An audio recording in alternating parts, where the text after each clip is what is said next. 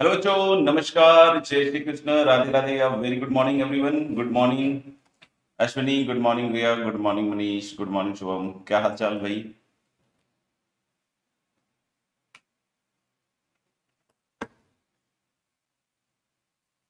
हाँ, कर तो सकते हैं, लेकिन कोशिश कीजिए जितनी जल्दी कंप्लीट हो जाए तो बढ़िया रहेगा। अगर आपने स्ट्रेट लाइन किया हुआ है तो करने के लिए कर सकते हैं, लेकिन बहुत सारे कॉन्सेप्ट्स क्या होते हैं कि सर्कल और पैराबोला के सिमिलर होते हैं। तो वैसे भी सर्कल में भी हम उसको ध्यान ही रखते हैं, यहाँ भी हमें ध्यान ही रखना पड़ेगा। तो कॉन्सेप्चुअली कुछ कुछ चीज़ें सिमिलर होती हैं, है ना? तो इसलिए थोड़ा सा अपन को जल्दी कोशिश करनी चाहिए कि अगर हम कंप्लीट कर सकें सर्कल्स, है ना, तो कर लीजिए, बढ़िया रहेगा। और करने के लिए तो अटेंड कर सकते हैं। Yes, I am also good. चलो शुरू करते हैं फिर। मेरे ख्याल से लास्ट क्लास में कोई सवाल था क्या? Was there any question in the last class? एक सवाल था शायद, एक सवाल, है ना? एक क्वेश्चन था शायद लास्ट में। And the question was like this कि there was a circle S1। Yes, there was a circle S1, x square plus y square plus 4x plus 2y plus 1 equal to 0। x square plus y square plus 4x plus 2y plus 1 equal to 0। And एक circle था आपका S2, x square sorry 2x square plus 2y square minus 2x minus 4y minus 3 equal to 0। ऐसा कुछ। हाँ, yes. एक circle था S1, x square plus y square plus 4x plus 2y plus 1 equal to 0। दूसरा circle था S2, 2x square plus 2y square minus 2x minus 4y minus 3 equal to 0, है ना? And the centre of the circle to be determined lies on the radical axis. तो इसके साथ coaxial की बात करिए। तो इसके साथ कोएक्सियल का मतलब क्या होगा कि इन दोनों का जो रेडिकल एक्सिस होगा वो सबके लिए रेडिकल एक्सिस होना चाहिए। तो इन दोनों का रेडिकल एक्सिस कैसे निकलेगा भाई? इनका रेडिकल एक्सिस हम S1 माइनस S2 से निकाल सकते हैं। तो this is x square plus y square और माइनस एक्स माइनस 2y और माइनस 3y2 इक्वल टू ऐसा। इसका सेंटर अगर C1 के नाम से जाने तो -2 कॉमा -1। और इसके रेडियस के बारे में बात करें तो 4 1 5 में से गया 4, तो इसका रेडियस है 2 होगा, है ना? और centre of the second is going to be guys -1/2 comma -1, sorry +1/2 comma 1। और इसका जो रेडियस R2 आएगा this is going to be root under 1/4 + 1 और -3/2 दैट विल बिकम +3/2, है ना? तो root under g square plus x square minus C1 करेंगे तो यहाँ माइनस माइनस प्लस हो जाएगा। तो 4 इज द एलसीएम, तो बाहर 2 आ जाएगा और यहाँ 4 6 10 और एक कितना रहेगा 11। तो जब आप इसका C1 C2 निकालिएगा, C1 C2, तो C1 C2 जो डिस्टेंस है दैट इज रूट अंडर, यहाँ से देखिएगा इसमें आएगा हाफ माइनस 2, तो प्लस हो जाएगा, तो 5/2 आई थिंक, है ना? तो 5/2 का स्क्वायर मतलब 25/4 और प्लस 4,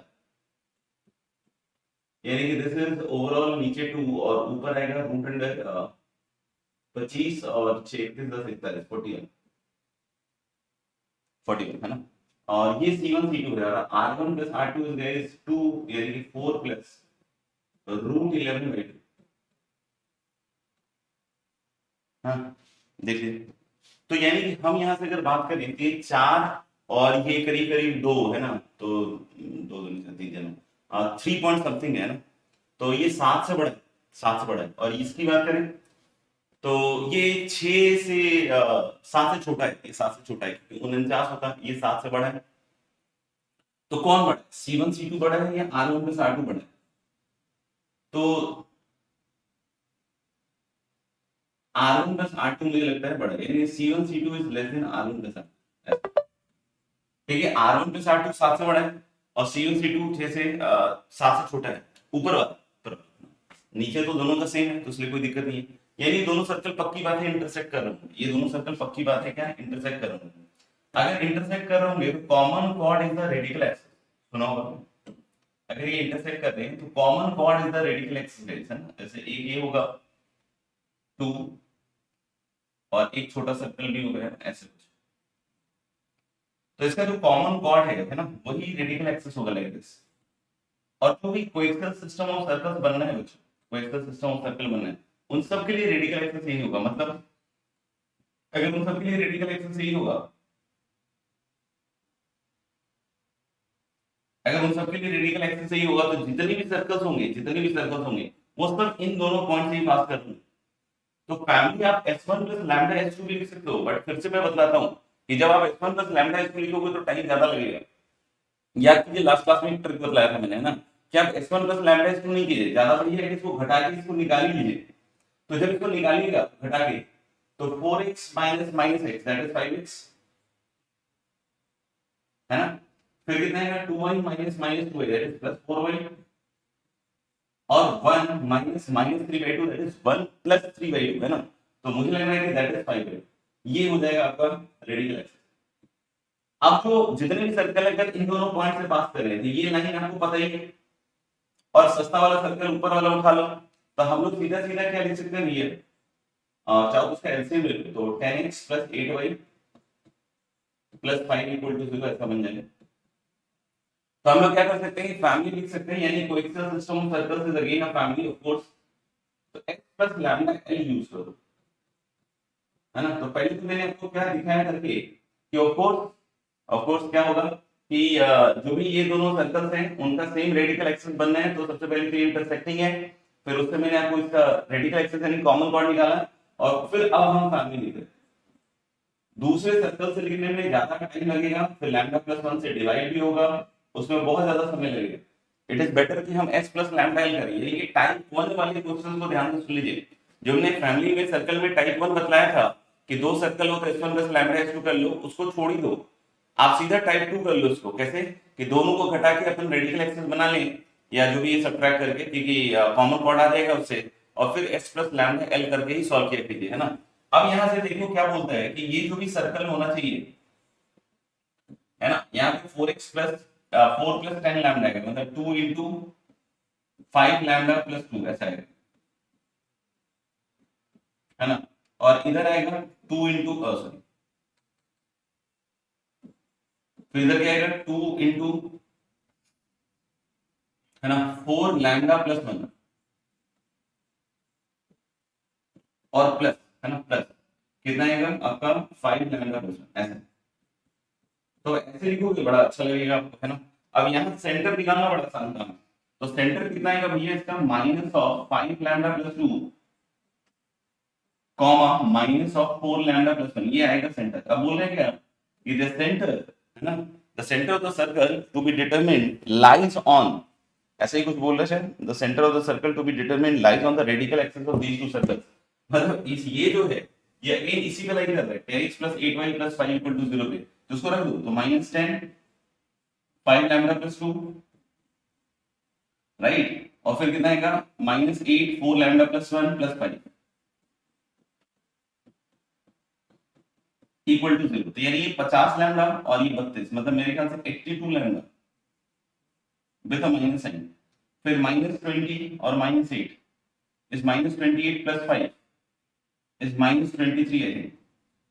तो काफी गंदी सी वैल्यू है ये, बट आई तो है ना। तो माइनस 23/82 जब रखिएगा, अगर सारे कैलकुलेशन सही है एक बार चेक करके आप कंफर्म कीजिए, है ना, कैलकुलेशंस चेक करके कंफर्म कीजिए, तो लैम्डा की ये वैल्यू आएगी, और इस लैम्डा को जब इसमें रखोगे तो you will get that circle.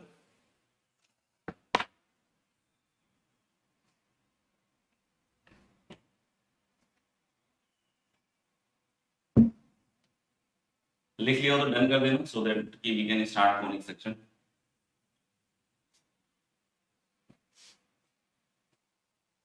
चलो जी आगे बढ़ते हैं। Next we are talking about conic sections, है ना। पैराबोला स्टार्ट करने से पहले हम थोड़ा कोनिक सेक्शन के बारे में बात करने वाले हैं, क्योंकि आगे जितने भी हम चीजें देख रहे हैं, जैसे पैराबोला, एलिप्स और हाइपरबोला, उसके लिए ब्रॉड टर्म हम लोग यूज करते हैं, दैट इज कोनिक सेक्शंस, है ना। तो हम लोग आगे जो भी अब देखने वाले हैं after this straight line circle, that is parabola, ellipse और हाइपरबोला, उन सब के लिए हम कौन सा टर्म यूज करते हैं, वी यूज कोनिक सेक्शन। तो पहले तो कोनिक सेक्शन का डेफिनेशन या कोनिक सेक्शन क्यों कहते हैं, इन सब चीजों के बारे में हम थोड़ा पहले बात कर लेते हैं, है ना, ताकि अगर उससे रिलेटेड कभी कुछ थ्योरेटिकल एस्पेक्ट आए तो हम आसानी से कर पाए, है ना। वैसे इतना आता नहीं है, बट फिर भी अपन देख लेंगे, ये प्रॉब्लम सॉल्विंग ही आता है मेनली, तो और तो कुछ नहीं आता, ठीक है। तो कोनिक सेक्शन के बारे में थोड़ा सा बात कर लेते हैं। कोनिक सेक्शन नाम क्यों पड़ा है ना, जो पैराबोला, एलिप्स और हाइपरबोला है ना। इनफैक्ट आप बोलोगे तो पेयर ऑफ स्ट्रेट लाइन भी अगर आप बोल सकते हो तो वो भी है, सर्कल भी है वैसे तो, है ना। तो हम लोगों ने ये जितनी भी चीजें हैं, ठीक है, इनके नाम को हम कोनिक सेक्शन इसलिए कहते हैं क्योंकि हम ये सारे सेक्शंस, सेक्शंस मतलब पैराबोला, एलिप्स, हाइपरबोला, ये सारे sections we can obtain by, है ना, जितने भी सेक्शन है ये सब हमें मिल जाएंगे कब, अगर हम एक राइट सर्कुलर कोन को कट करें with the help of a horizontal plane, with the help of a horizontal plane. आप सोचिएगा थोड़ा सा, बाकी मैं इस पे काम करने की कोशिश करता हूं, ठीक है ना। तो हम लोग बोले कोनिक सेक्शन नाम क्यों है, क्योंकि हम लोग बोले कि जितने भी सेक्शंस आप पढ़ने वाले हैं, पैराबोला, एलिप्स और hyperbola, these all can be obtained by cutting a right circular cone with the help of a horizontal plane। अब कोई पूछे राइट सर्कुलर कोन क्या है, पहले थोड़ा उसको डिस्क्राइब कर लेते हैं ना। तो राइट सर्कुलर कोन हम लोग क्या कह रहे हैं कि मान लो कि ये राइट एंगल ट्रायंगल है, आई कैन सी दिस। अब इस राइट सर्कुलर कोन को इस राइट एंगल ट्रायंगल को अगर मैं इस लाइन के अबाउट रोटेट करूं, सोचो थोड़ा सा दिमाग लगाओ, अगर हम इसको इस तरीके से रोटेट करें, इस लाइन के अबाउट रोटेट करें, थोड़ा विजुअलाइज करने की कोशिश कीजिएगा तभी चीजें समझ में आने वाली है ना। इस लाइन के अबाउट इसको रोटेट करो, तो इस लाइन के अबाउट अगर इसको रोटेट करोगे तो आपको दिख रहा है कि एक स्पेस जनरेट हो रहा है, और वो जो स्पेस जनरेट हो रहा है वो स्पेस क्या होगा, आपका राइट सर्कुलर कोन। आप समझ पा रहे हो कि ये राइट सर्कुलर कोन जनरेट होगा। तो ये वाली लाइन को हम क्या कहते हैं, ये वाली लाइन को हम लोग क्या कहते हैं, उस राइट सर्कुलर कोन का एक्सिस, क्या कहते हैं, एक्सिस। इसको कहते हैं उसका जनरेटर लाइन। जनरेटर लाइन क्यों बोलते हैं, इसमें कोई करंट दौड़ता रहता है, नहीं जनरेटर लाइन मतलब ये जनरेट कर रहा है किसको, right circular cone. This is the line, यही एक्चुअली ट्रेवल कर रहा है, तो यही एक्चुअली बाकी पूरा जो राइट सर्कुलर कोन है ना उसको बना रहा है। तो राइट सर्कुलर कोन अगर आप देखिएगा हमेशा, है ना, राइट सर्कुलर कोन अगर आप देखिएगा, राइट सर्कुलर कोन अगर आप देखिएगा तो बना सकते हैं, हम खुद से भी बना सकते हैं।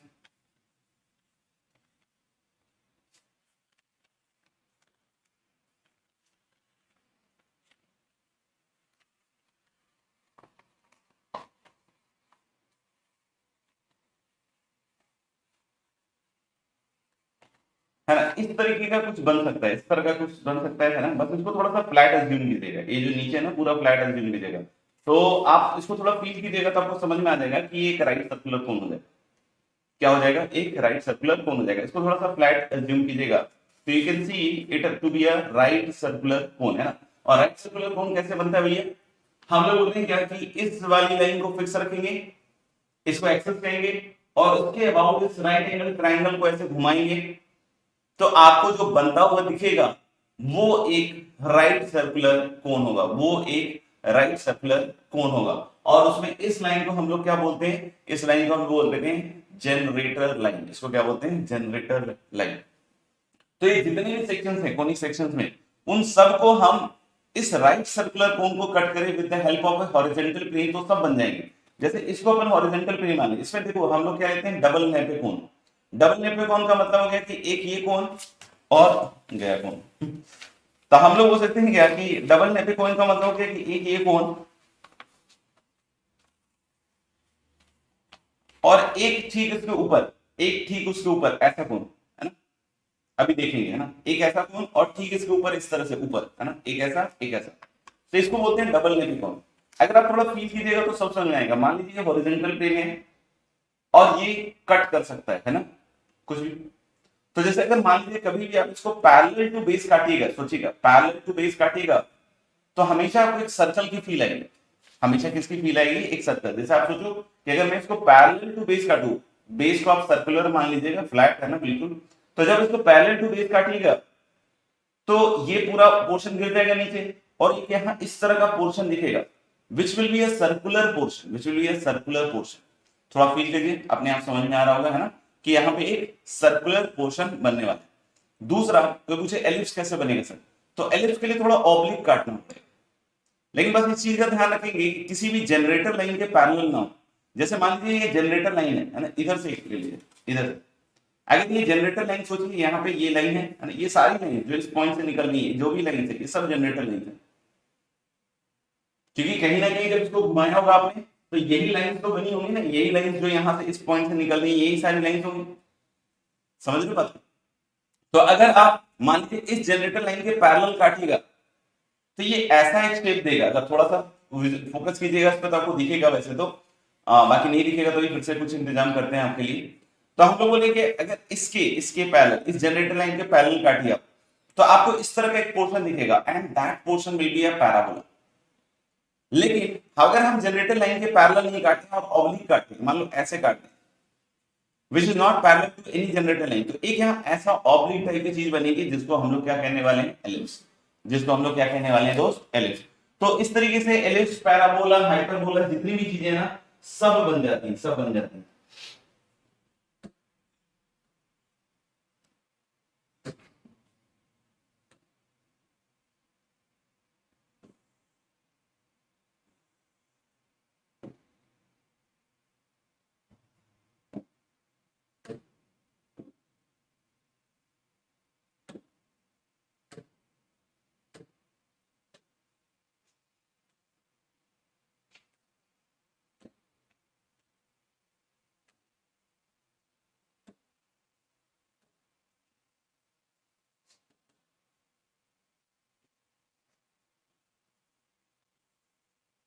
आप थोड़ा सा फोकस कीजिएगा।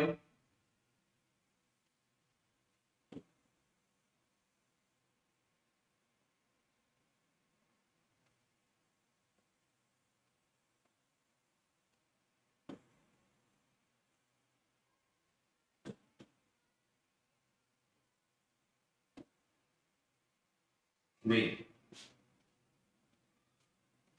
तो अगर आप थोड़ा सा फोकस कीजिएगा तो आपको फील आ जाएगा, शायद मुझे लगता है ऐसा, है ना? फिर भी नहीं है तो कोई बात नहीं, ध्यान रखना है कि भाई जितने भी सेक्शंस हैं all of them can be obtained by cutting a right circular cone with the help of horizontal plane. ये राइट सर्कुलर कोन जो बना है, ये देखना, ये एक्सिस है, ये जो डॉटेड लाइन आपको बीच से दिख रहा होगा ना, ये एक्सिस है और ये वो लाइन है। जब इसको घुमाया होगा तो ये जो ब्लैक में लाइंस दिख रही है आपको, है ना, ये पूरा ऐसे घुमा हुआ है ना, तो ये इस तरह की जितनी भी लाइंस होंगी वो सब क्या होंगी, जनरेटर लाइंस, राइट। और ये देखिए एकदम बिल्कुल सर्कुलर बेस है इसका, है ना, सर्कुलर बेस है। तो अब देखिए अगर बेस के पैरेलल आपने काट दिया, सर्कल बन गया। डबल नेट के कौन है दोस्त, है ना? तो एक कौन ऐसा है, एक इसके ठीक ऊपर है, एक ठीक ऊपर है ना? अभी सोच सुनिएगा ध्यान से, है ना? तो हम लोग बोले कि अगर इसके पैरेलल काटा तो ये दिख रहा है कि आपको बेस के पैरेलल काटा तो सर्कल बना, और थोड़ा ऑब्लिक काटेगा, थोड़ा ऑब्लिक काटेगा, है ना? इसमें हमें बहुत ज्यादा डिटेल में नहीं जाना है क्योंकि बहुत ज्यादा डिटेल में इससे पूछा ही नहीं जाता कुछ, हमें बस इसमें थोड़ा सा ऊपर ऊपर देख लेना है कि भाई ये जितनी भी सेक्शंस है ना, ये सब के सब एक राइट सर्कुलर कोन से आते हैं, that's why the name is what, conic section. बस इतना है ना?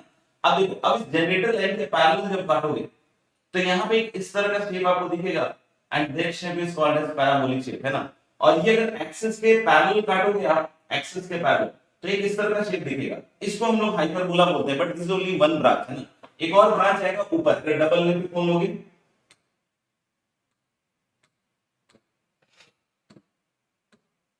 ये अब मेरे ख्याल से एक्चुअल पिक्चर है, ये देखो इसमें डबल लेग कौन है ना? ध्यान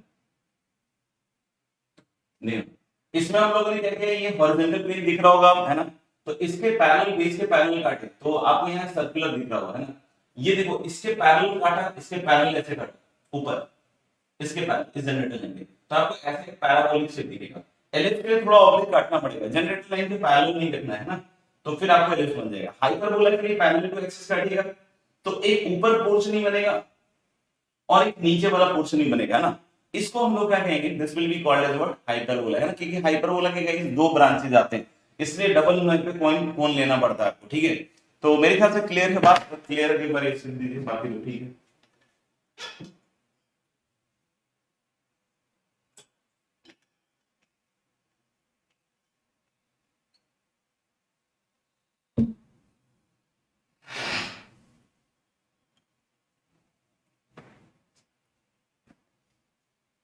ओके ग्रेट।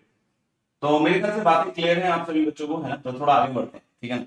तो मेरे ख्याल से कोनिक सेक्शन का नाम अब आपको क्लियर है कि why the name is selected as conic section, because all the sections has been obtained by cutting a right circular cone with the help of a horizontal plane.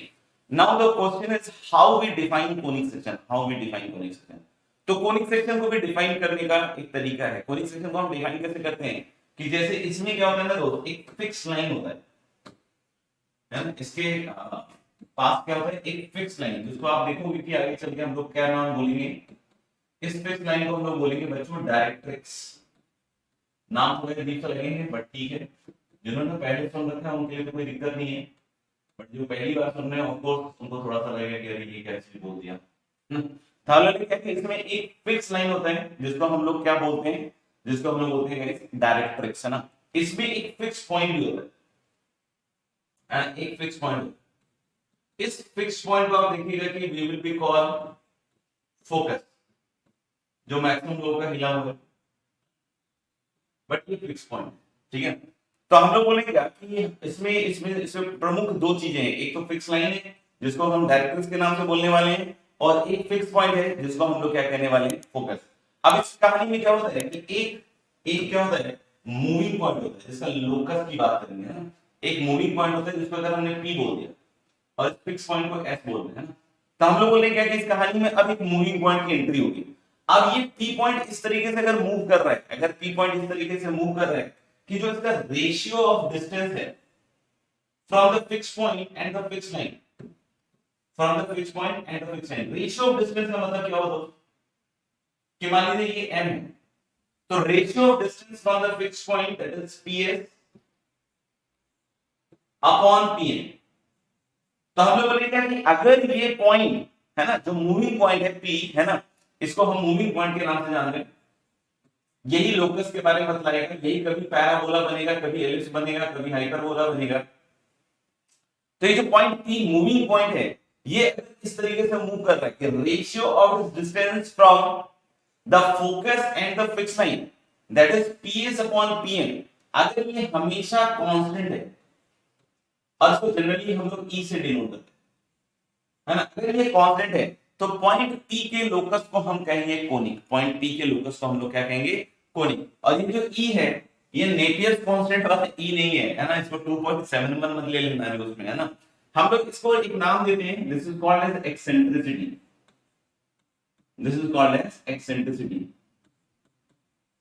ठीक है। इसके बारे में भी बात करेंगे, बट फॉर द टाइमिंग हम सबसे पहले देखो इस चीज पर बात कर लें कि भाई क्या हमें इसका डेफिनेशन समझ में है कि how we define a conic. तो हम लोग बोले कि कोनिक को डिफाइन करने में मेनली दो फिक्स एसेट्स हैं, एक तो फिक्स एसेट क्या है आपका फिक्स लाइन, जिसको हम डायरेक्ट्रिक्स बोलने वाले हैं, एक फिक्स पॉइंट है जिसको कि हम क्या बोलने वाले हैं बच्चों, फोकस, और एक मूविंग पॉइंट है जो इस तरीके से मूव कर रहा है कि its ratio of its distance from the fix point and the fix line is always constant, that constant is also called as eccentricity of the conic, है ना। तो अगर कभी ऐसा मूव कर रहे हैं p, तो p के लोकस को हम क्या कहेंगे, कोनिक, p के लोकस को हम क्या कहेंगे, कोनिक। तो लिखिएगा, लिखिएगा, एक लाइन लिख लीजिएगा, है ना, फिर बाद में उसको लिखते रहिएगा। अ कोनिक सेक्शन, और कोनिक भी बोल सकते हो सिंपली, अ कोनिक सेक्शन और conic is the locus of a point, a conic section or conic is the locus of a point which moves in a plane such that, a conic section or conic is the locus of a point, a conic section or conic is the locus of a point, a conic section or conic is the locus of a point which moves in a plane, which moves in a plane so that the ratio of its distance, which moves in a plane so that the ratio of its distance, which moves in a plane so that its ratio of its distance from a fixed point, bracket में focus लिख दीजिएगा, so that the ratio of distance from a fixed point, bracket में क्या लिखिएगा, focus, है ना, आगे लिखिएगा, to the perpendicular distance, या to its perpendicular distance from a fixed line, to its perpendicular distance from a fixed line, बगल में लिखिएगा directrix, to its perpendicular distance from a fixed line, बगल में लिखिएगा directrix, is always constant, is always constant, is always constant, और bracket में लिख दीजिएगा एक्सेंट्रिसिटी, is always constant, बगल में क्या लिख दीजिएगा एक्सेंट्रिसिटी, ठीक है ना। ठीक है, तो मेरे ख्याल से क्लियर है डेफिनेशन, ठीक है ना। इस रिलेशन का एक नाम है सिरिस्टी, का एक नाम है दोस्तों, है है ना। इस रिलेशन का नाम क्या है? इसको हम लोग किस नाम से जानते हैं? इसको हम लोग जानते हैं बच्चों फोकल डायरेक्ट्रिक्स प्रॉपर्टी के नाम से। इस रिश्ते को, इस रिलेशन को हम किस नाम से जानते हैं? We call this as focal directrix property. तो कभी भी अगर जिक्र हो कि भाई फोकल डायरेक्ट्रिक्स प्रॉपर्टी, तो आपको खट से समझ में आना चाहिए कि it is talking about the focal directrix property, तो that means PS upon PM is E. P is the moving point, S is the fixed point focus, or M is the foot of the perpendicular from P to the directrix of the fixed line, है ना। और E क्या है? E को हम लोग कहते हैं कोनिक का एक्सेंट्रिसिटी। लिख लिया हो तो बता दीजिए सो दैट हम थोड़ा आगे बढ़ पाए।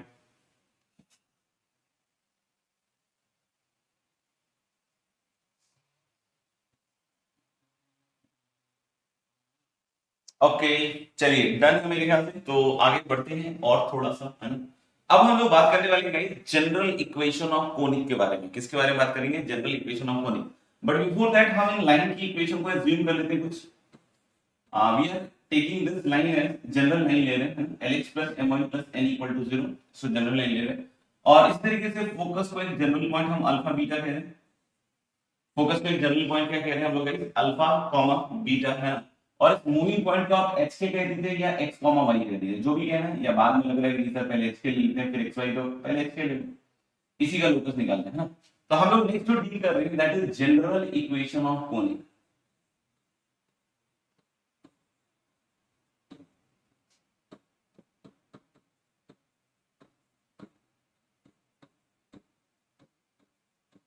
है ना, general equation of conic. Next thing which we are dealing here is general equation of conic. तो जनरल इक्वेशन ऑफ कोनिक के लिए पूरा माहौल सेट कर दिया गया है। जनरल इक्वेशन ऑफ लाइन ले ली गई है, जनरल पॉइंट ले लिया गया है, मूविंग पॉइंट को h के मान लिया गया है। तो अब बचता क्या है? इस फोकल डायरेक्ट्रिक्स प्रॉपर्टी को अप्लाई करना, क्योंकि यही आपको लोकस तक पहुंचाने वाला है। तो यानी हम क्या कंडीशन अब यूज करने वाले हैं दोस्तों?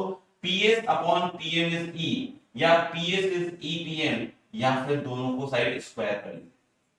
तल में PS इक्वल टू EPM लिख सकते हैं, क्रॉस मल्टीप्लाई कर दिया तो PS क्या है? PS है भाई P का S से डिस्टेंस। तो P का S से डिस्टेंस होगा, डिस्टेंस फॉर्मूला के हिसाब से root over H minus alpha का square plus K minus beta का square, and that is E times, है ना, E टाइम्स PM। PM क्या हो गया? P से इस लाइन का परपेंडिकुलर डिस्टेंस। तो परपेंडिकुलर डिस्टेंस लिखना आप जानते हैं, this is LH plus MK plus N upon under root of L square plus M square. ये बना, है ना। अब इसकी जगह x k की जगह y, क्योंकि E पता ही है आपको, अल्फा बीटा फिक्स है वो भी पता ही है, LMN पता ही है क्योंकि फिक्स लाइन है ना। तो क्रॉस मल्टीप्लाई कर रहे हैं और x की जगह x और k की जगह क्या लिख रहे हैं? y। तो यानी आपके पास जो बनेगा कोनिक का जनरल इक्वेशन, देखिएगा बच्चों, L square plus M square, है ना। और यहां बनेगा बच्चों x माइनस अल्फा का होल स्क्वायर, स्क्वायर कर दिए, प्लस y माइनस बीटा का whole square, right. And that is equal to E square times है ना, LX plus My plus n का whole square, LX plus My plus n का whole square. तो इस तरीके से आप जनरल इक्वेशन ऑफ कोनिक को लिख सकते हैं, है ना। जनरल इक्वेशन ऑफ कोनिक को लिख सकते हैं। देख लो एक बार ध्यान से, इसमें कहीं कोई डाउट हो या लग रहा हो कोई कैलकुलेशन एरर हो तो भी बता सकते हैं इन बोथ केसेस। देखिए, तो this will be called as general equation of conic. फिर भी किसी को कोई पार्ट समझ में नहीं आया तो पूछ सकते हैं।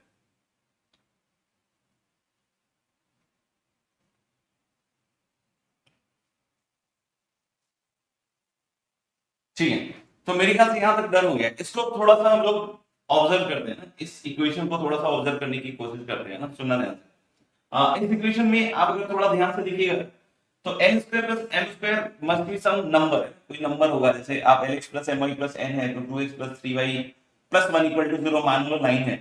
तो बच्चों ये कोई ना कोई नंबर ही होगा ना, 2 स्क्वायर प्लस 3 स्क्वायर, ये ऐसे ही कुछ भी रैंडमली होगा अपना L और M कोएफिशिएंट x y का। तो ये एक नंबर होगा।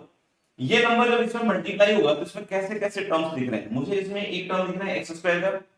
हम लोकस में x y के ऊपर फोकस कर रहे हैं ना, उस पर थोड़ा फोकस कीजिएगा आपकी। तो जैसे x स्क्वायर का टर्म होगा, इसमें y स्क्वायर का टर्म होगा, फिर एक x का भी टर्म आएगा 2ab वाले में, है ना। और इसमें 2y बीटा, मतलब समझ रहे हो ना, तो इसमें y का भी टर्म आएगा, फिर कांस्टेंट टर्म भी आएगा। यानी लेफ्ट हैंड साइड को अगर आप ऑब्जर्व कीजिएगा तो it will have some term like x square y square x y और कांस्टेंट टाइप का टर्म होगा। जब आप राइट हैंड साइड पे फोकस कीजिएगा तो ई स्क्वायर फिर से नंबर हुआ, ई स्क्वायर फिर से नंबर हुआ, और जब इसको स्क्वायर कीजिएगा तो यहां भी आपको टर्म मिलेंगे like x square y square, x का टर्म भी मिलेगा स्क्वायरिंग पे, वाई का भी टर्म मिलेगा, कांस्टेंट मिलेगा, इसमें एक और टर्म मिलेगा एक्स वाई का भी टर्म मिलेगा, इसमें एक और टर्म मिलेगा एक्स वाई का टर्म मिलेगा। यानी पूरी इक्वेशन में किस तरह के टर्म्स आपको मिले, पूरी इक्वेशन जब सबको एक साइड ले जाकर सिंपलीफाई कीजिएगा, तो जब सबको एक साइड ले जाकर सिंपलीफाई कीजिएगा तो आपको एक टर्म मिलेगा एक्स स्क्वायर टाइप का, आपको एक टर्म मिलेगा वाई स्क्वायर टाइप का, आपको टर्म एक्स वाई टाइप का भी मिलेगा, आपको एक्स टाइप का भी टर्म मिलेगा, वाई टाइप का भी टर्म मिलेगा और कांस्टेंट टर्म भी मिलेगा। यानी हम लोग बोल सकते हैं इस इक्वेशन को अगर मैं सिंपलीफाई करके लिखूं, है ना, अगर मैं इसको क्या करूं सिंपलीफाई करके लिखूं, अगर मैं इसको सिंपलीफाई करके लिखूंगा ना, इसको सिंपलीफाई करके लिखूं, तो यही इक्वेशन उस फॉर्म में तब्दील हो जाती है जो हमने देखा है ना। किस फॉर्म में तब्दील हो जाती है,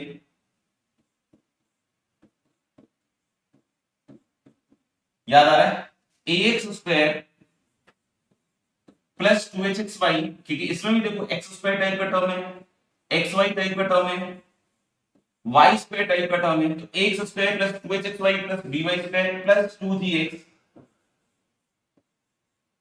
plus 2fy plus c equal to 0, x square plus 2hxy है ना plus dy square plus 2gx plus 2fy plus c equal to 0। तो आपको थोड़ा फील आ रहा है, आपको थोड़ा फील आ रहा है कि जो जो जो सेकंड डिग्री है ना, जो सेकंड डिग्री क्या था equation in x and Y guys, जो सेकंड डिग्री इक्वेशन था इन एक्स एंड वाई, याद करो ये मैंने आपको क्वाड्रेटिक में सिखाया था, ये second degree term, second degree equation in x and y, quadratic में सिखाया था ये second degree in x and y, x square plus 2hxy plus dy square plus 2gx plus 2fy plus c equal to 0।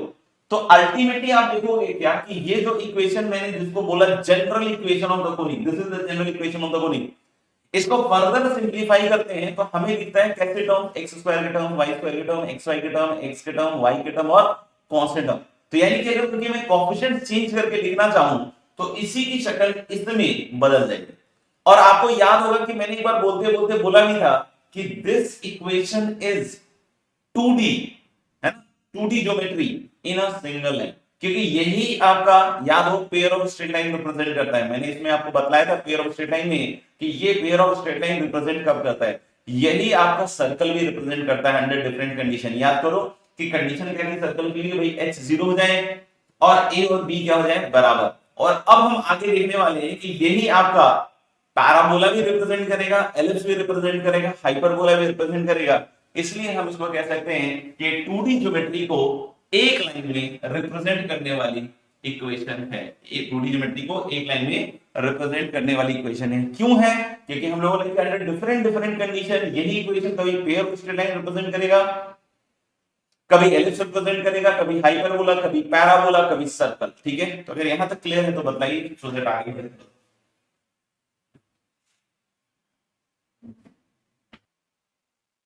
Great, चलिए मेरे ख्याल से सब बच्चों का डन है ना। हम अगली चीज पे आते हैं ना, इसी में अब हम बात करने वाले हैं आइडेंटिफिकेशन ऑफ कोनिक के बारे में। ये काफी इंपॉर्टेंट स्टेप है। अब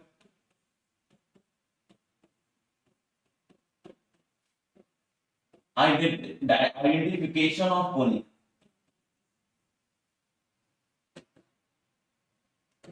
और इसमें काफी सारी कैलकुलेशंस है गाइस, है ना, तो मैं नहीं चाहता कि अभी वो पूरी कैलकुलेशन करें क्योंकि वो बहुत लेंथी और टीडियस कैलकुलेशंस है ना। तो जो फाइनल रिजल्ट जो उससे चल के आता है उस कैलकुलेशन से, उसके ऊपर हमसे बात करने वाले हैं और वही आपके काम का है बस, है ना।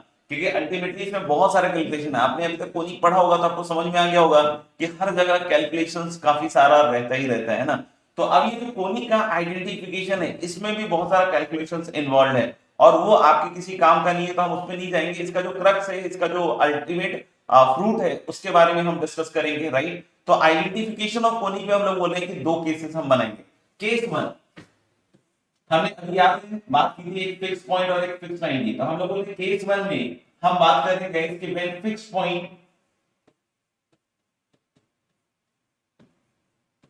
lies on fix line.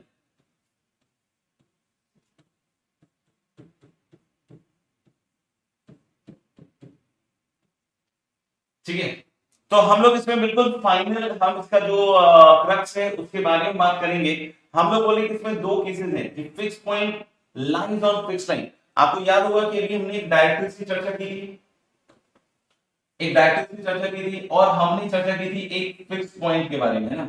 तो हम लोग इस केस में क्या कह रहे हैं कि जो फिक्स पॉइंट है जिसको हम फोकस कह रहे थे, वो फोकस इस फिक्स लाइन यानी कि डायरेक्ट्रिक्स पे लाई कर रहा है। फिक्स पॉइंट जो है वो फिक्स लाइन के ऊपर लाई कर रहा है। ध्यान रखिएगा हमेशा कि जब कभी भी फिक्स पॉइंट फिक्स लाइन के ऊपर लाई करेगा, हमेशा locus pair of straight line होगा। हमेशा the locus is going to be pair of straight line. इसमें बिल्कुल दिमाग लगाने की जरूरत नहीं है आपको, है ना। तो हम लोग ने fix point lines on fix line, तो आप ध्यान दीजिएगा कि जो डेल्टा होगा, डेल्टा याद है ना, डेल्टा किसको बोला था मैंने, एबीसी प्लस 2fgh, जिसको डिटरमिनेंट के फॉर्म में लिखा था आपके लिए, minus a square minus bg square minus c square, this is going to be this, है ना। हम इसी कोनी को आइडेंटिफाई करने की बात कर रहे हैं दोस्त। X square plus 2hxy plus by square plus 2gx plus 2fy plus c equal to 0, इसी की बात, इसी के आइडेंटिफिकेशन की बात कर रहे हैं, इसी के आइडेंटिफिकेशन की बात कर रहे हैं ना। तो हम लोग क्या बोल रहे हैं कि जब फिक्स पॉइंट फिक्स लाइन के ऊपर लाई करेगा तो हमेशा दिमाग में रखिएगा कि जो लोकस होगा, जो लोकस होगा, that will be always pair of straight line, that will be always pair of straight line. कोई बोले सर यहां कैसे पता चलेगा पेयर ऑफ स्ट्रेट लाइन, ये तो बताया नहीं है ना यार कि डेल्टा जब जीरो होता है, यानी इस केस में दोनों चीजें इक्विवेलेंट हो जाएंगी, समझते रहिएगा, है ना। हम यहाँ पे दोनों चीजों को साथ साथ लेते हुए चल रहे हैं, कहीं कोई कंफ्यूजन हो तो पूछ भी लीजिएगा। हम लोग बोलेंगे कि हम इसके बारे में भी बात कर रहे हैं और इसके बारे में भी बात कर रहे हैं ना, इसके बारे में भी बात कर रहे हैं। जैसे अगर इसमें पहचानना हो, इसमें पहचानना हो तो आपको देखना पड़ेगा ये जो अल्फा बीटा है फिक्स पॉइंट, क्या वो lx plus my plus n पे सेटिस्फाई कर रहा है कि नहीं कर रहा है। यानी जब इस तरह का फॉर्मेट होगा तो आपको पहली चीज करनी पड़ेगी कि अल्फा बीटा को चेक करना पड़ेगा। अगर आपका कोनी इस तरह के फॉर्म में लिखा हुआ है, इस तरह के फॉर्म में नहीं लिखा हुआ है, तो डायरेक्टली आंख बंद करके काम नहीं करना है। सबसे पहला काम आपको क्या करना होगा बताइए फिर से एक बार, कि अल्फा बीटा बोल तो फिक्स पॉइंट पहले फॉर्म में लिखना पड़ेगा, अगर नहीं है तो अल्फा बीटा बोल तो फिक्स पॉइंट, अल्फा बीटा को इस लाइन पर रख के देखेंगे। अगर ये लाइन की इक्वेशन को सेटिस्फाई करता है, फट से आपके दिमाग में आना चाहिए पेयर ऑफ स्ट्रेट लाइन है। और यहां पे कैसे समझ में आएगा पेयर ऑफ स्ट्रेट लाइन है गुरु, यहां पे समझ में आएगा सर इस डेल्टा से, abc plus 2fgh minus a square minus bg square equal to 0 अगर हो रहा है, याद कीजिए इसको हम लोग ऐसे लिखा था, ए हैंडसम गाय, है ना, having beautiful friend goes for Salima, है ना। तो अगर ये वाली चीज 0 है, डेल्टा क्या है बच्चों, 0 के बराबर है, तो हम लोग यहां पहचान सकते हैं कि ये क्या होगा, पेयर ऑफ स्ट्रेट लाइन, है ना। और पेयर ऑफ स्ट्रेट लाइन है तो उसमें तीन बातें, है ना, पेयर ऑफ स्ट्रेट लाइन है तो इसमें तीन बातें हैं कि ऐसा हो सकता है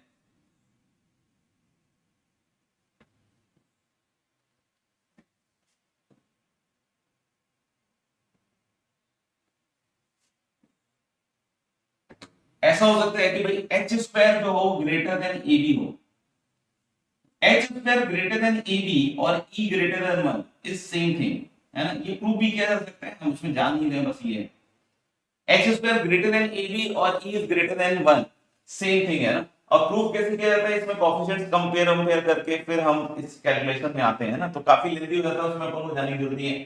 तो हमने एच स्क्वायर अगर ए बी से बड़ा है या फिर ई 1 से बड़ा है ना, दोनों ही केसेस की बात करेंगे, तो हम लोग बोलेंगे क्या, pair of real and distinct line, ये आपको पेयर ऑफ स्ट्रेट लाइन में बताएगा।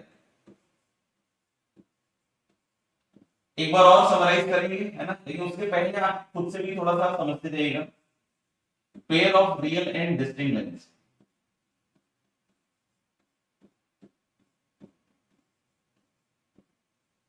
ठीक है, x square equal to a b और ई इक्वल टू 1,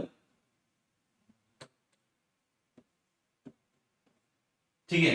तो इसमें हम लोग बोल सकते हैं कि पैरेलल भी हो सकती है लाइंस या फिर कोइंसिडेंट भी हो सकती है जब कोई सेम ही पॉइंट से पास करे,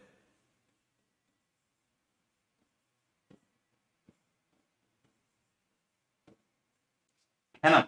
और फिर तीसरा case, x square is less than a b और ई इज लेस देन, तो this case calls for what, a imaginary lines.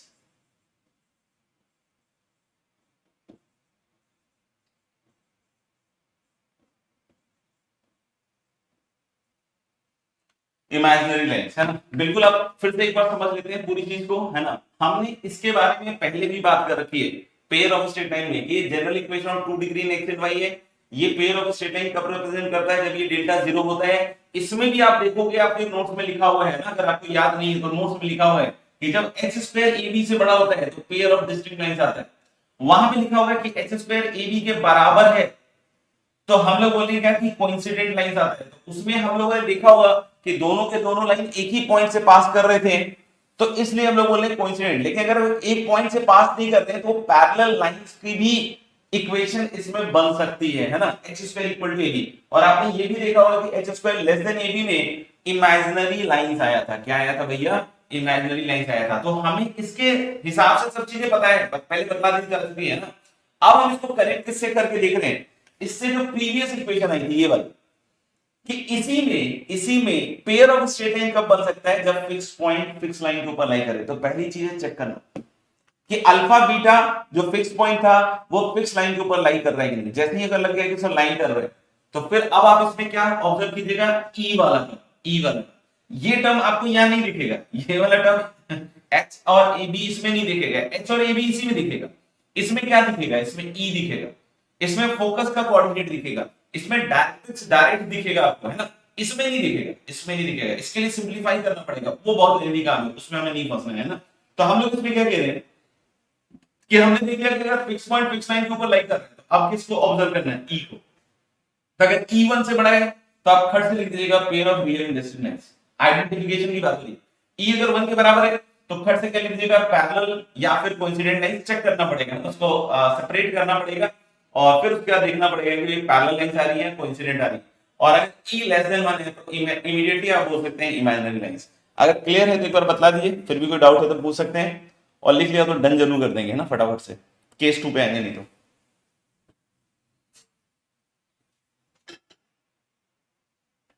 ये केस बहुत जगह बात नहीं भी होती है ना, तो ध्यान रखिएगा, ये केस भी इंपॉर्टेंट है।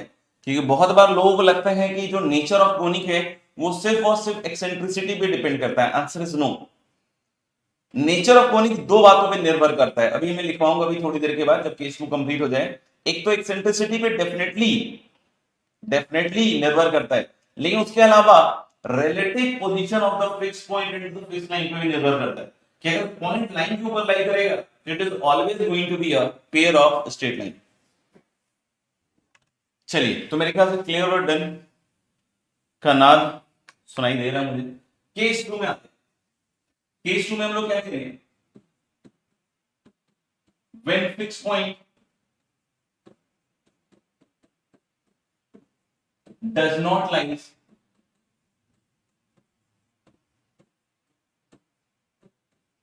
On the fix line.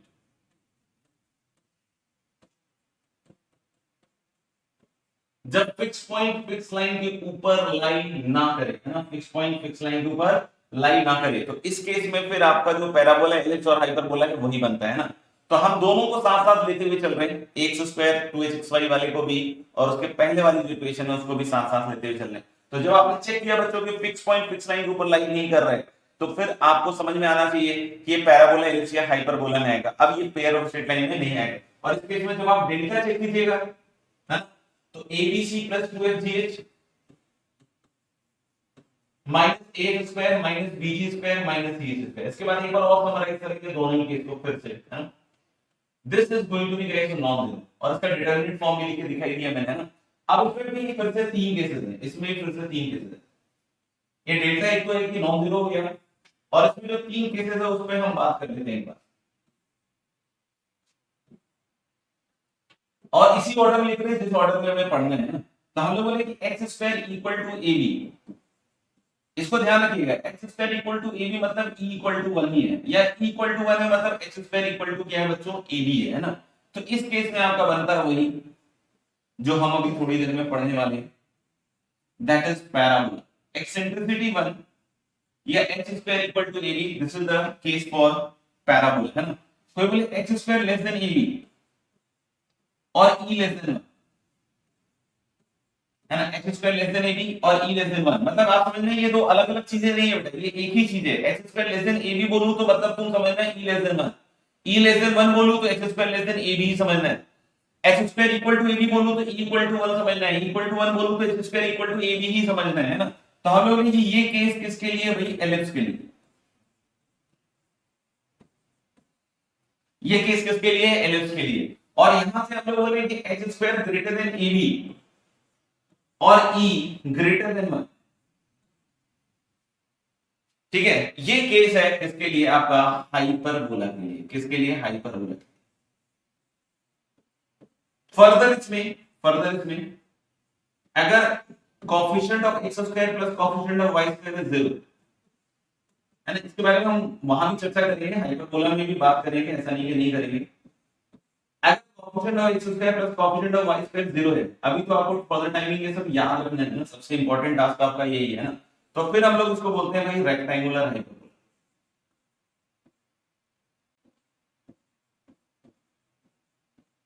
और आपका जो सर्कल है ना, सर्कल वो इस केस में ही आ जाता है, e इक्वल टू 0 वाले केस में, है ना। यहां जब हम e इक्वल टू 0 डिस्कस करेंगे ना, इसमें जाकर करेंगे डिस्कस, है ना, डोंट वरी।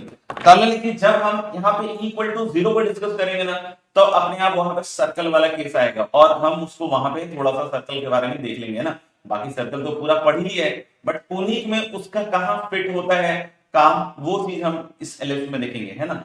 तो ये पूरी कहानी है। अब इसको एक बार फिर से दोबारा से सुन लेते हैं, और इसी तरीके से आपको याद रखना है इसको। और आइडेंटिफिकेशन ऑफ कोनिक से रिलेटेड सवाल आए तो तुरंत से इस वाली चीज को हमें ट्रिगर करना है, इसी को यूज करना है, ठीक है ना। तो हमारे पास दो तरीके से चीजें दी जा सकती हैं, पहले तो ये समझते हैं हमारे को दो तरीके से चीजें दी जा सकती हैं, या तो इस फॉर्म में दी जा सकती है कोनिक इक्वेशन को, या फिर इस फॉर्म में दी जा सकती है। दोनों में से किसी फॉर्म में आपको सवाल में कोनिक इक्वेशन को रिप्रेजेंट किया जा सकता है ना। इसमें तो दिया है तब तो कोई दिक्कत ही नहीं है, इसमें थोड़ा दिक्कत हो सकता है क्योंकि इस फॉर्मेट में आपको कन्वर्ट करना पड़ेगा। बहुत बार ऐसा होता है कि l square plus m square यहां नहीं दिखता है, वो इधर e square upon l square plus m square में ही अंदर रहता है। तो फिर आपको थोड़ा सेपरेट करना पड़ेगा कि यहाँ लाइन की कोएफिशिएंट्स को देखना पड़ेगा, उससे l square plus m square उधर ले जाना पड़ेगा, जो बचा हुआ है इधर छोड़ना पड़ेगा। समझ रहे हो, थोड़ा सा आपको कभी कभी इसमें मैनेज करना पड़ सकता है इस बारे में, है ना। तो फिर से हम आते हैं, वापस से आते हैं कि हमें कोनिक दो तरीके से दिया जा सकता है। तो एक तो ये तरीका है, एक ये तरीका है। ये तरीका है तो पहले बात करते हैं फटाफट से। ये तरीका है तो फटाफट से क्या है, डेल्टा निकालना है। अगर ये तरीका से दिया हुआ है कोनिक तो फटाफट से डेल्टा निकालना है। दो ही ऑप्शन हो सकता है कि या तो डेल्टा 0 होगा या डेल्टा गुरु नॉन जीरो होगा, है ना, इसके अलावा तो कोई ऑप्शन होगा नहीं। अब डेल्टा 0 है मान लीजिए, तो फिर आपको देखना है कि h square greater than a b. E इसमें दिखेगा नहीं तो ई देखोगे क्यों, तो आपको एक्स स्क्वायर क्या देखना है, ग्रेटर देन ए बी देखना है ना, एक्स स्क्वायर ए बी देखना है या x square less than a b देखना है। मतलब आपको एक्स स्क्वायर और ए बी के बीच में कंपैरिजन करना है। तो जैसे ही आप देखते हो कि एक्स स्क्वायर ए बी से बड़ा है तो खट से आप क्या बोलोगे, प्योर रियल एंड डिस्टिंक्ट नहीं। X square equal to a b में तो खट से नहीं बोल सकते, हाँ चेक करके सेपरेट करके बोल सकते हो कि भाई पैरेलल लाइन है या फिर कोइंसिडेंट लाइंस है, राइट। और फिर लास्ट केस अगर x square less than a b तो खट से आप क्या बोल सकते हैं, इमेजिनरी लाइंस। बट अगर डेल्टा नॉन जीरो आया तो डेल्टा नॉन जीरो आया तो फिर ये स्कीम चलेगा, है ना। X square equal to a b parabola, x square equal to a b ellipse, और एक्स स्क्वायर, हाँ x square less than a b sorry ellipse, x square less than a b ellipse, और x square greater than a b hyperbola. इसमें भी further x square और y square के coefficient का sum 0 है तो खट से आप बोल सकते हो क्या, रेक्टेंगुलर हाइपरबोला। एक तो ये हो गया, है ना। तो मेरे ख्याल से बच्चों आपको क्लियर है कि अगर इस फॉर्म में कोनिक है तो आपको क्या क्या स्टेप्स लेने की जरूरत है।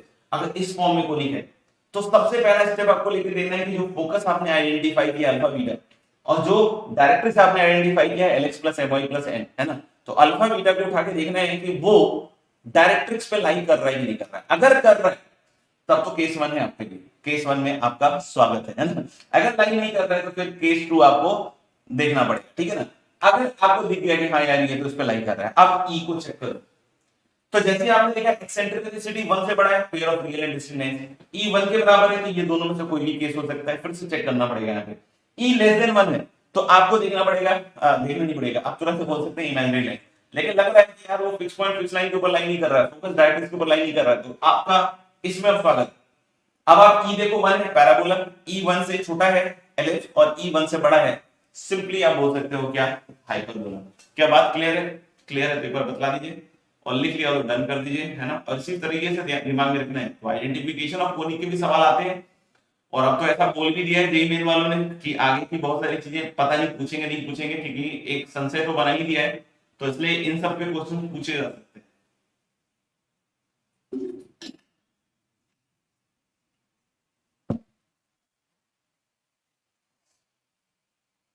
ठीक है, अब यहां से आपको एक चीज वही लिखनी है जो मैंने अभी थोड़ी देर पहले ही बोली,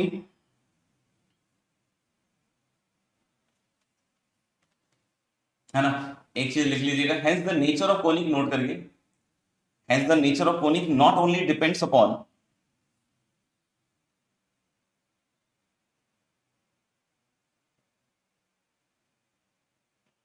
hence the nature of conic not only depends upon, hence the nature of conic not only depends upon the eccentricity, hence the nature of conic not only depends upon the eccentricity but also on the relative position of, hence the nature of conic not only depends upon, hence the nature of conic not only depends upon eccentricity but also, hence the nature of conic not only depends upon the eccentricity but also on the relative position of, but also on the relative position of focus and directrix, but also on the relative position of focus and directrix, but also on the relative position of focus and directrix. Is this clear to all? चलो भाई, तो थोड़ा आगे बढ़ते हैं ना, थोड़ा आगे बढ़ते हैं और अब शुरू करते हैं अपन पैराबोला की कहानी।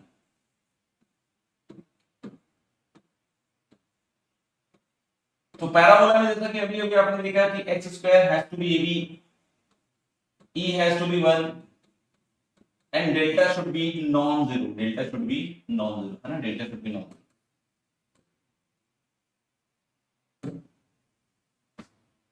This is parabola, है ना।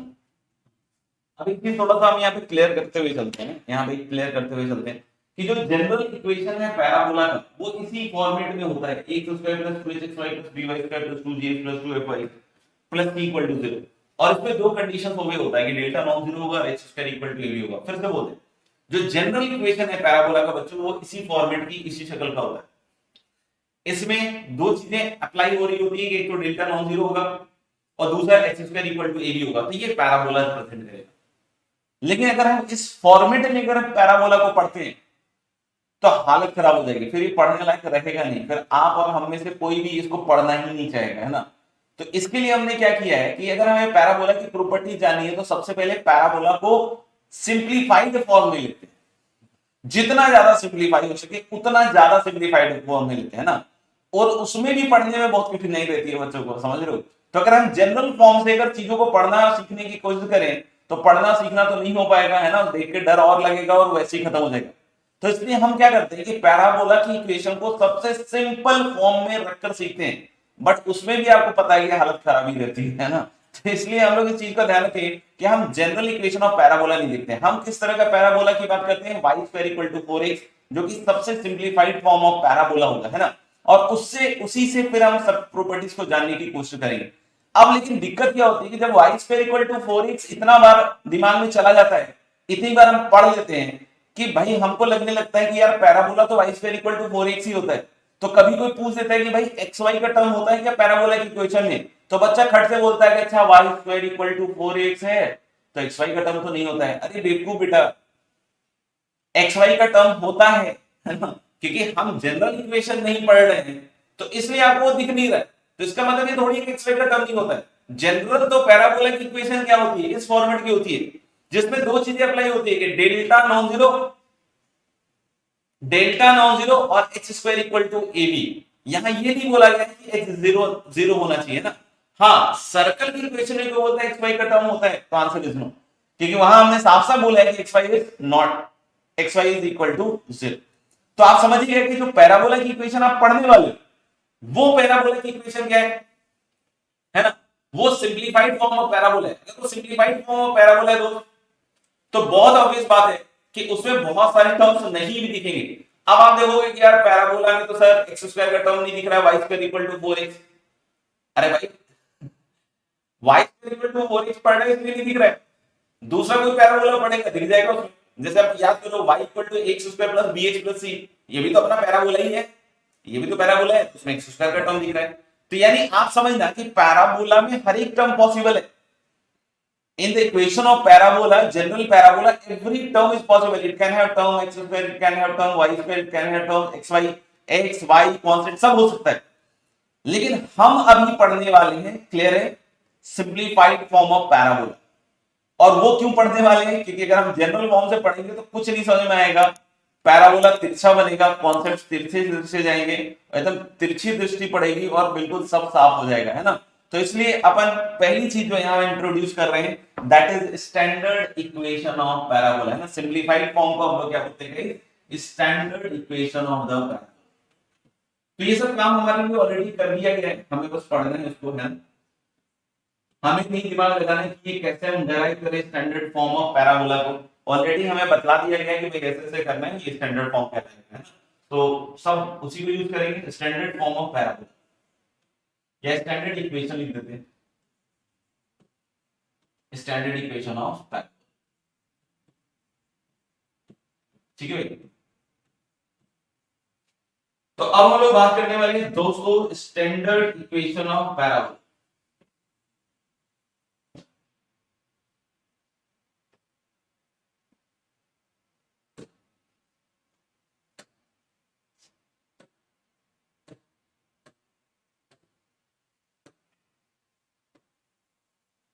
ठीक है,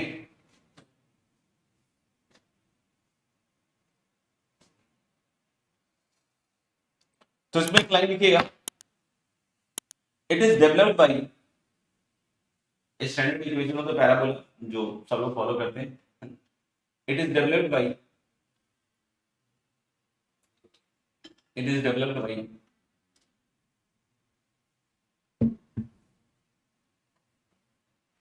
स्टैंडर्ड इक्वेशन ऑफ पैराबोला लिखिएगा, it is developed by taking the directrix, it is developed by taking the directrix as x plus a equal to 0. It is developed by taking the directrix as x plus a equal to 0 and the focus as a comma 0. It is developed by taking the directrix as x plus a equal to 0 and the focus as a comma 0 and the focus as a comma 0. It is developed by taking the directrix as x plus a equal to 0 and the focus as a comma 0. A is positive, है, A is positive, A is positive. तो हम लोग बोलेंगे कि बिल्कुल हमारे लिए simplify करके बता दिया गया है कि हमें ऐसे ही सेटल करना है इसको, है ना। तो हम लोग कहते हैं ये पैराबोला की इक्वेशन डेवलप करने वाले हैं और इसमें हम लोग को बतला दिया गया है कि भाई डायरेक्ट्रिक्स लीजिएगा आप कौन सी लाइन को, x प्लस ए इक्वल टू 0। ए मैं पॉजिटिव लेके ही चल रहा हूं, है ना, सब लोग से ध्यान दीजिए, ए को हम लोग क्या लेके चल रहे हैं, पॉजिटिव।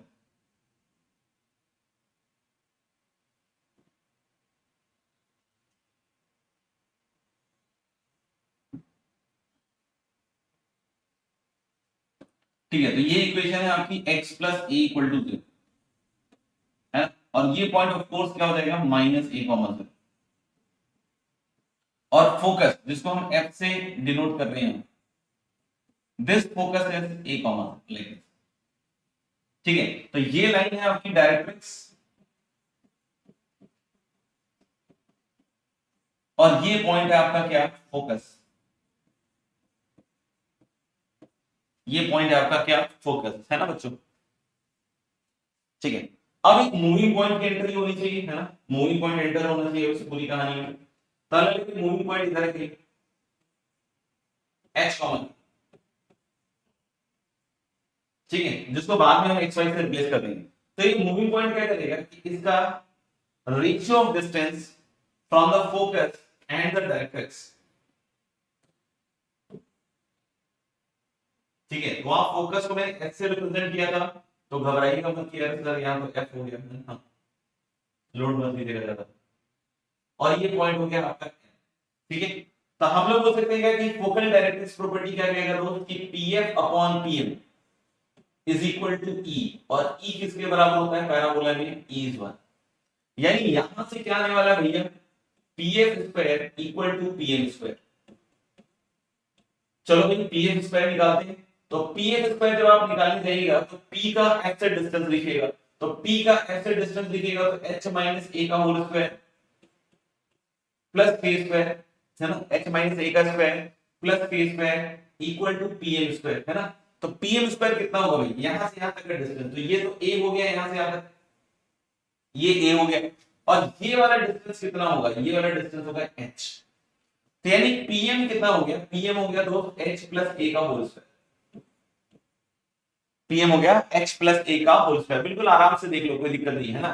तो हम लोग देखिए अब यहां से उसको उधर भेज दीजिए, तो k square is h plus a का whole square minus h minus a का whole square, we all know this formula, this is going to be 4ah। अब आप h की जगह x, k की जगह y लिखिए, तो y square equal to 4x। तो यही है आपका स्टैंडर्ड इक्वेशन, है ना, यही आपका स्टैंडर्ड इक्वेशन ऑफ द, है ना, parabola. This is your standard equation of the parabola, देख लेना मुझे, ठीक है। यानी कि जब भी ये पैराबोला है तो खट से आपको समझ में आना चाहिए कि फोकस इसका e कॉमा 0 होगा, और डायरेक्ट्रिक्स इसकी कौन सी लाइन होगी रोज, x plus a equal to 0। क्या होगी directrix, x plus a equal to 0। तो फटाफट से लिखिए इसको, ठीक है। तो मेरे ख्याल से आपको समझ में आ गया होगा कि स्पेशल केसेस में पैराबोला को डिफाइन किया गया है। स्पेशल केसेस मतलब हमने इसको सिंपलीफाइड फॉर्म में डिफाइन करने की कोशिश की है, तब ये y square equal to 4x है। लेकिन अगर जनरल पैराबोला देखोगे तो उसमें x square y square x y सभी टर्म्स होंगे, बट उसको पढ़ना डिफिकल्ट है ना, तो इसलिए हम उधर की साइड जाते नहीं। अब इसकी हम बात करेंगे प्लॉटिंग की, इसको हम प्लॉट करने की कोशिश करेंगे, है ना। प्लॉट करने में आपको मैंने पहले ही बता दिया बच्चों कि मैंने a को पॉजिटिव ले रखा है ना, मैंने बोला भी था अभी बीच में थोड़ी देर पहले, फिर से एक बार बोल देता हूं, कोई दिक्कत नहीं। a को हमने पॉजिटिव ले रखा है, तो पहली चीज आप ये समझिएगा दोस्त कि इसका डोमेन, है ना, डोमेन मतलब बोल दो या फिर ये बोलो कि किन x के लिए डिफाइन होगा। जैसे आप सोचो 4a तो पॉजिटिव है, अगर नेगेटिव हो गया, अगर x कैसा हो गया, नेगेटिव, है ना, x नेगेटिव हो गया तो y स्क्वायर नेगेटिव हो जाएगा। सोचो a पॉजिटिव है, 4 पॉजिटिव है, तो 4a पॉजिटिव है, x नेगेटिव लिया आपने तो y स्क्वायर नेगेटिव, तो क्या y की कोई वैल्यू आएगी रियल में, फिर y की इमेजिनरी वैल्यू आएगी, मतलब x नेगेटिव के लिए ग्राफ नहीं है, x नेगेटिव के लिए ग्राफ नहीं आएगा। लेकिन वो बोले x पॉजिटिव के लिए आएगा क्या, यस, x की कोई भी आप पॉजिटिव वैल्यू रखो 1 2 3 4 5, जैसे मान लो 1 रखा तो y स्क्वायर 4a आएगा, बट y की दो वैल्यू आएंगी, एक 2a आएगा, एक -2a आएगा। जैसे आपने मान लो x को 2 दिया तो y स्क्वायर आया 8a, तो y की दो वैल्यूज आएंगी 2√2a और -2√2a। मतलब आप समझ रहे हैं कि x नेगेटिव के लिए there is no graph, x positive के लिए क्या हो रहा होगा, किसी भी पॉजिटिव x के लिए एक y का मान ऊपर आएगा, एक y का मान नीचे आएगा, एक y का मान ऊपर, हर एक x के लिए, x पॉजिटिव के लिए एक ऊपर एक नीचे। यानी कि आपको एक फील आ रहा है क्या कि it is going to be symmetrical about x axis. आपने देखा भी है ना, पहले भी इसे इसका ग्राफ देखा हुआ है, बट आपको अभी यहां फील आएगा कि x का कोई भी पॉजिटिव मान रखेंगे आप तो y की दो वैल्यूज आएंगी, एक ऊपर एक नीचे, बिल्कुल सिमेट्रिक आएंगे, और ये हर एक x के लिए हो रहा है। तो जैसा ऊपर का शेप होगा ग्राफ का, वैसा ही ग्राफ का नीचे का शेप होगा। हाँ, x इक्वल टू 0 पे सिर्फ एक ही y आएगा, दैट इज 0। उसके अलावा जितना भी आप पॉजिटिव x लीजिएगा सब पे 2 y आने वाले हैं, ठीक है। तो अब हम इसको क्या करने वाले हैं, प्लॉट करने वाले हैं। तो जब प्लॉट कीजिएगा आप इसको तो ये कुछ इस तरह का ग्राफ बनेगा। तो भाई देख लीजिएगा, जैसा ऊपर ग्राफ आ रहा है ना, जैसा ऊपर ग्राफ आ रहा है वैसे ही एग्जैक्टली नीचे है। अगर किसी को लगता नहीं सर ऐसा नहीं दिख रहा है तो फिर वो मैनुअल एरर है, बट आएगा वैसे।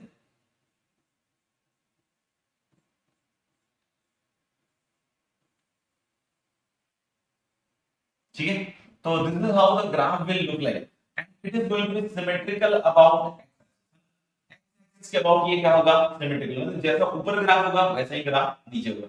तो क्या ये ग्राफ क्लियर है, ये पैराबोला हो गया आपका y square equal to 4x, ये इसका फोकस हो गया, और ये लाइन होगी इसकी डायरेक्ट एक्शन। ये पूरा दिमाग में बैठ जाना चाहिए, ड्रॉ कर लीजिएगा।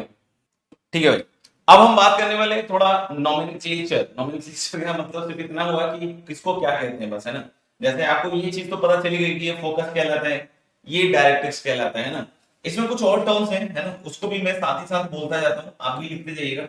ये जो -a,0 है, इसको हम लोग ऐसे कहते हैं foot of directrix. This is called as foot of directrix. ये जो -a,0 है, इसको हम किस नाम से बुलाते हैं? इसको हम लोग बोलते हैं गाइस फुट ऑफ डायरेक्ट्रिक्स। ये जो लाइन है, ये जो लाइन है, इसको हम बोलते हैं एक्सिस, और इस केस में सिमेट्रिकल है ना। तो वैसे तो हम इसको क्या बोलते हैं गाइस? एक्सिस, बट इस केस में सिमेट्रिकल है, तो इसलिए हम इसको एक नाम ऐसे भी बोलते हैं कि एक्सिस ऑफ सिमेट्री। तो हम बोल सकते हैं दिस लाइन इज एक्सिस, या फिर हम इसको बोल सकते हैं एक्सिस ऑफ सिमेट्री। ठीक है, एक्सिस या फिर axis of symmetry.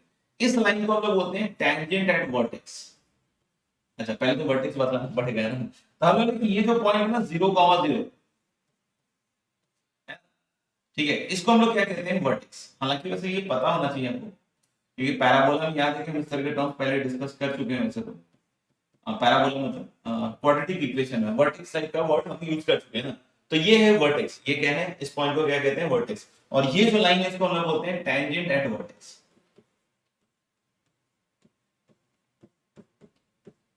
Tangent at vertex, है ना, देखिएगा। ठीक है, तो इस पॉइंट को क्या कहते हैं? वर्टेक्स। आपको पता ही होगा, यहां से टर्न हो रहा है, तो इसको क्या कहेंगे? वर्टेक्स, और इसको टेंजेंट वर्टेक्स। आपको एक चीज याद होगी, सर्कल में भी होता है टर्म यूज कॉर्ड, है ना, कि any line segment which is terminated by the curve. मतलब सेगमेंट के दोनों पॉइंट्स कर्व के ऊपर ही हो तो उसको हम क्या बोलते हैं? कॉर्ड। जैसे हम यहां पे अगर ये बनाते हैं तो ये एक कॉर्ड कहलाता है, ये एक कॉर्ड कहलाता है। जैसे अगर मैंने ये बनाया, ये क्या कहलाएगा? एक कॉर्ड, नॉर्मल सा कॉर्ड है, कॉर्ड, बस सिंपल। इसको क्या कॉल करेंगे हम? Chord. Any line segment which is terminated by the curve. तो चाहो तो इस पे लिख लो कॉर्ड में एक लाइन, पहले यहां तक बना लो, है ना, फिर यहां तक लिख लिया सब कुछ तो डन कर दो, फिर मैं कुछ कुछ लाइंस लिखवाते जा रहा हूं।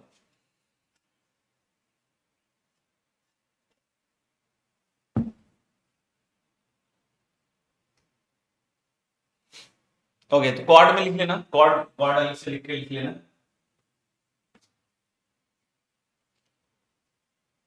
कॉर्ड में लिखिएगा a line segment terminated bye curve, a line segment terminated by curve is called as a chord. Chord में लिखिएगा a line segment terminated by the curve is called as chord. A line segment terminated by curve is called as chord. ठीक है, फिर next लिखिएगा focal cord. Focal cord, focal cord, उसमें लिखिएगा focal cord में a chord of the parabola which passes through the focus. A chord of the parabola which passes through the focus is called as focal chord. A chord of the parabola which passes through focus is called as focal chord. A chord of the parabola which passes through focus is called as focal chord. मतलब एक ऐसा chord जो किससे पास कर रहा हो भाई? Focus पे। जैसे ये है, बहुत सारे हो सकते हैं, बहुत सारे हो सकते हैं फोकल chord, तो इसको हम लोग बोलते हैं क्या? Focal chord।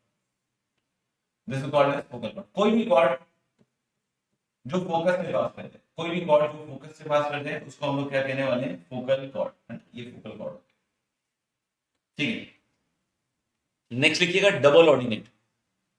Double ordinate, double ordinate, ये सब टर्म्स हैं ना, जो कि आपको पैराबोला में यूज होंगे, एलिप्स में भी यूज होंगे, सब जगह यूज होते हैं, हाइपरबोला में भी यूज होते हैं। डबल ऑर्डिनेट, तो डबल ऑर्डिनेट लिखिएगा a chord of the parabola, a chord of the parabola which is perpendicular to the axis of symmetry, a chord of the parabola which is perpendicular to the axis of symmetry। यहां देख लीजिए, यहां देखिए, a chord of the parabola which is perpendicular to the axis of symmetry is called as double ordinate। A chord of the parabola which is perpendicular to the axis of symmetry is called as double ordinate, is called as double ordinate। A chord of the parabola which is perpendicular to the axis of symmetry is called as double ordinate। ठीक है, next लिखिएगा latus rectum. इसमें लिखिएगा अ double ordinate of the parabola, है ना। Next वो क्या लिख रहे हैं, लेटर सेक्टर, ये यहाँ एल लिखा है मैंने और ये मैंने लिखा है एल डैश, एल और एल डैश ना। ये जो लाइन है ना ब्लू वाली, इसको हम लोग क्या कहते हैं भाई, इसको हम लोग नाम देते हैं लेटर सेक्टर। लेटर सेक्टर की डेफिनेशन लिखिएगा, ये देखिए L L dash, L L dash है ना, ये वाले, इसको हम लोग क्या कहते हैं, लेटर सेक्टर है ना। इसमें लिखिएगा लेटर सेक्टर में a double ordinate a double ordinate of the parabola which passes through the focus, a double ordinate of the parabola which passes through the focus, a double ordinate of the parabola which passes through the focus, or ऐसे लिखिएगा, a double ordinate of the parabola which passes through the focus or a focal chord of the parabola, दोनों same ही बात है, or the focal chord of the parabola which is perpendicular to the axis of symmetry, or the focal chord of the parabola, or the focal chord of the parabola which is perpendicular to the axis of symmetry, or the focal chord of the parabola which is perpendicular to the axis of symmetry is called as, or the focal chord of the parabola which is perpendicular to the axis of symmetry is called as double ordinate. Sorry, it's called as later sectum, or the focal chord of the parabola which is perpendicular to the axis of symmetry is called as later sectum यार।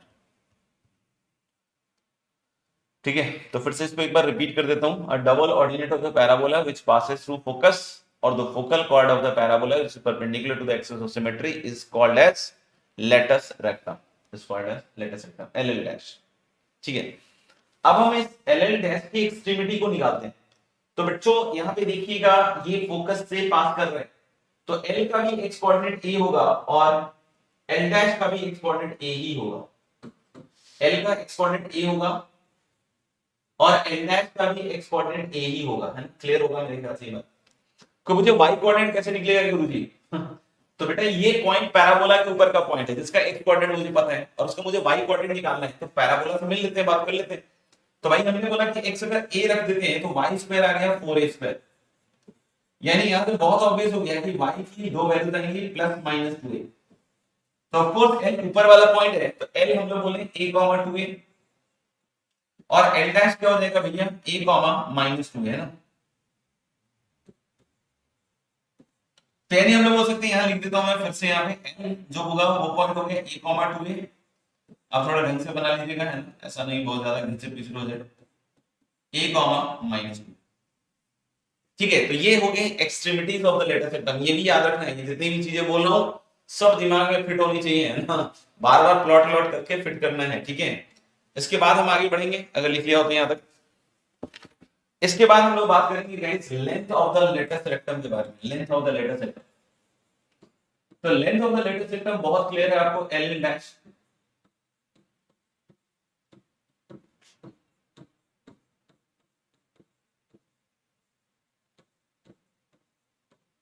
and that is equal to 4 है ना। बिल्कुल दिमाग में रखना है, length of the latus rectum ये पूछ दिया गया 4 पट से आना चाहिए।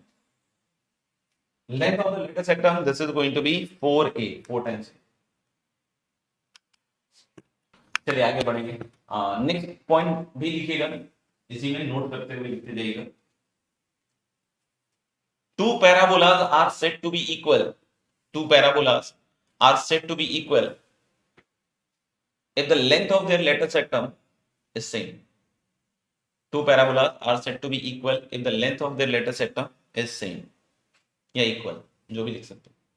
Two parabolas are said to be equal if the length of their later sectum is same. Next लिखिएगा, distance between focus and directrix. ये किसी भी जनरल पैराबोला की भी बात हो रही है, कोई दो जनरल पैराबोला को हम इक्वल कब कह देंगे, जब उनके लेंथ ऑफ लेटर सेक्टम क्या हो जाए, सेम हो जाए, ना। नेक्स्ट पॉइंट भी किसी भी जनरल पैराबोला के लिए, distance between focus and the directrix. देख लो, फोकस और डायरेक्ट्रिक्स के बीच का डिस्टेंस 2a है, that is semi letter सेक्टम। The distance between focus and directrix,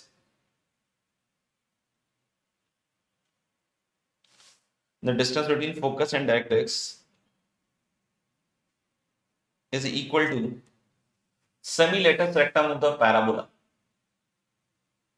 The distance between focus and directrix is equal to the semi-latus rectum of the parabola is equal to the semi-latus rectum of the parabola. मतलब 2a.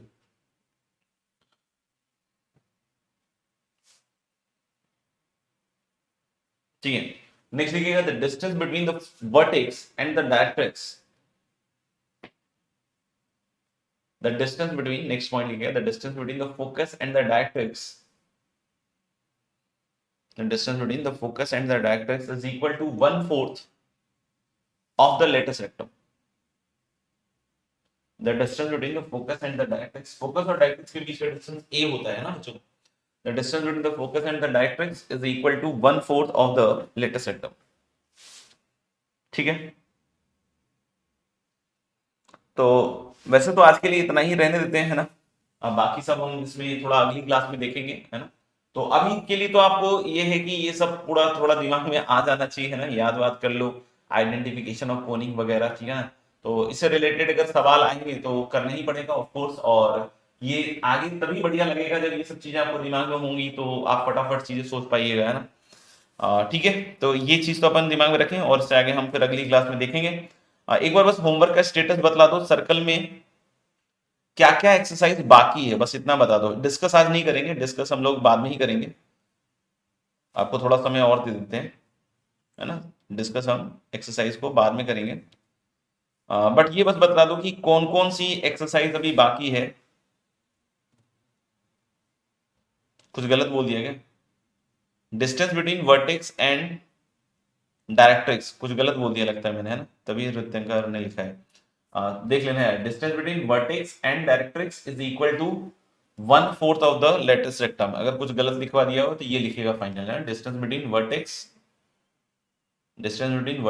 And directrix is equal to 1/4 of the latus rectum.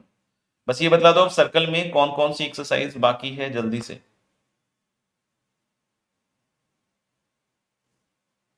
JEE main और exercise 6 बचा हुआ है. Okay,